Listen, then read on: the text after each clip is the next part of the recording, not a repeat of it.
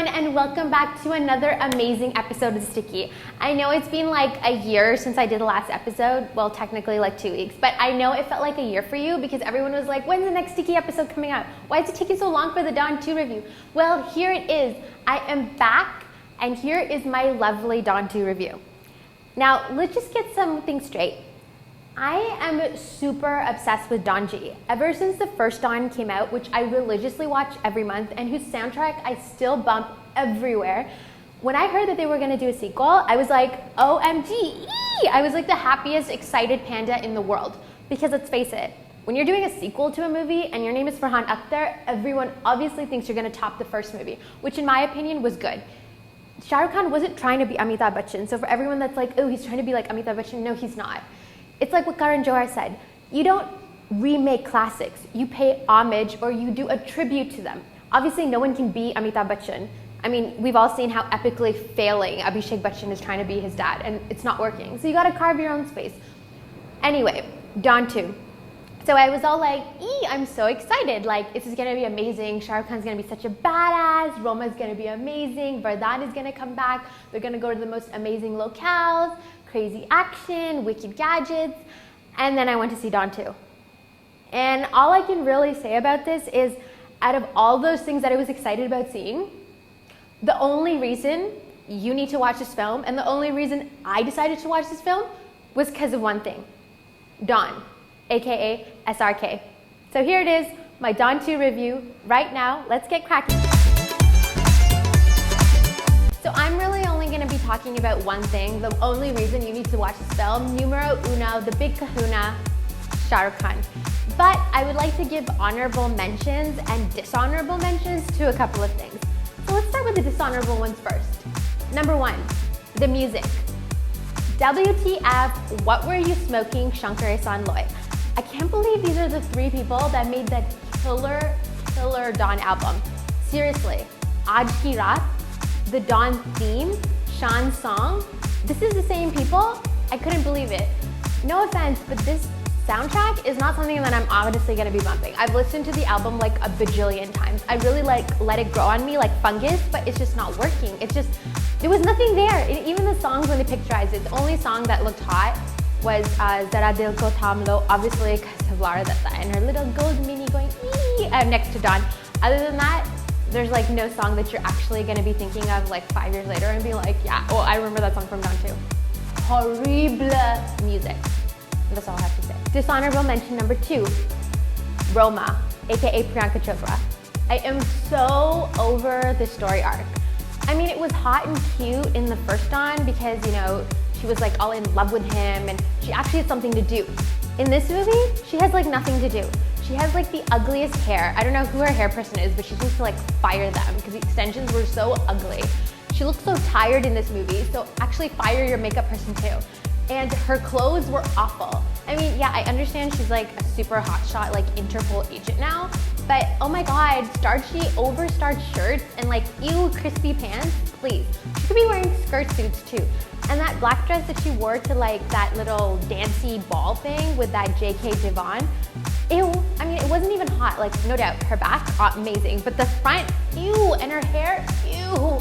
I don't understand, you're Priyanka Chopra, and why are your tits like in your neck? Like they're like gonna pop out and like assault me in the eye. Like what is going on? I have no idea.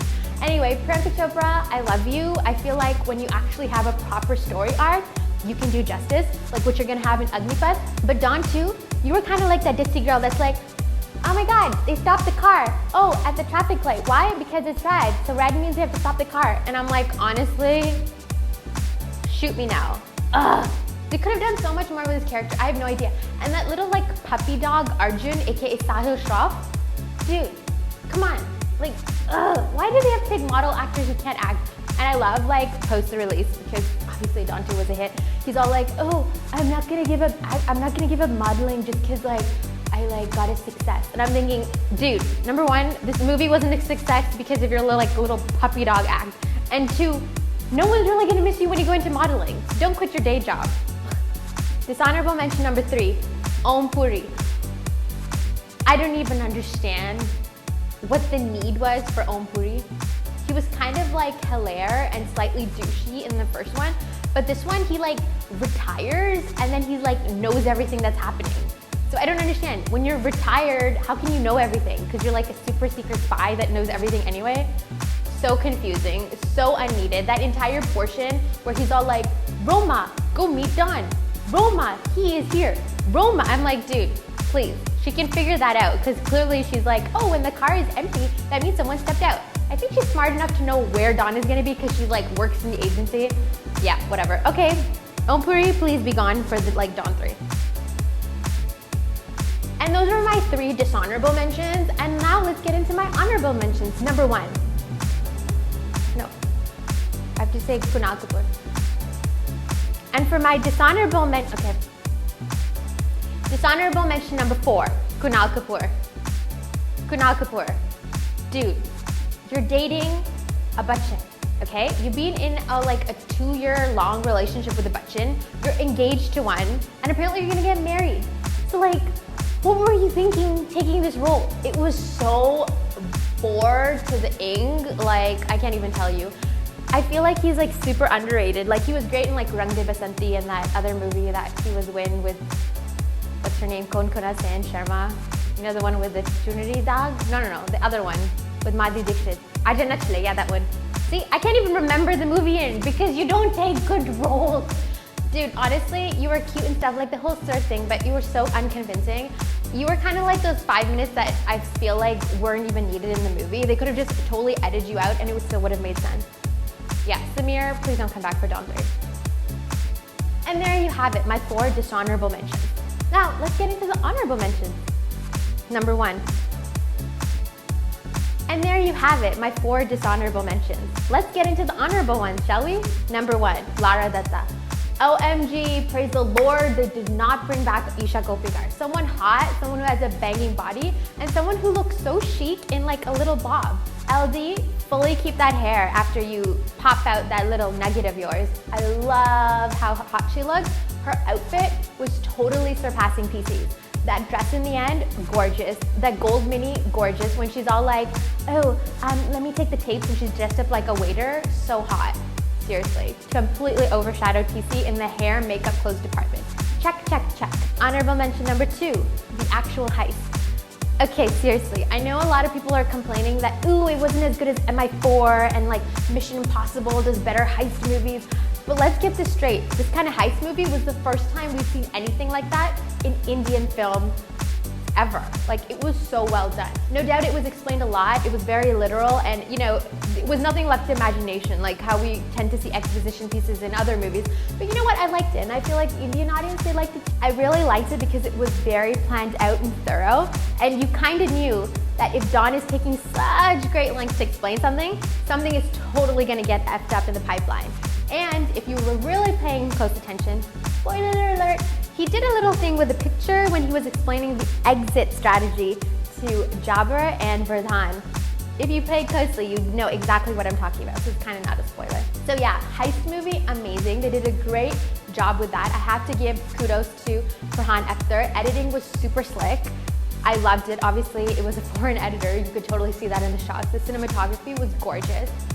A+ to all of those things. And finally, there you go, my 4 dishonorable mentions, my 2 honorable mentions, and let's get down to the big shiz known as SRK. What can I really say about SRK in this movie? I loved him in Rawan, no doubt, but I think Don, the whole negative, like douchey, I'm kind of an asshole, but you want to do me anyway, is so him. The only reason you're gonna see this movie is him.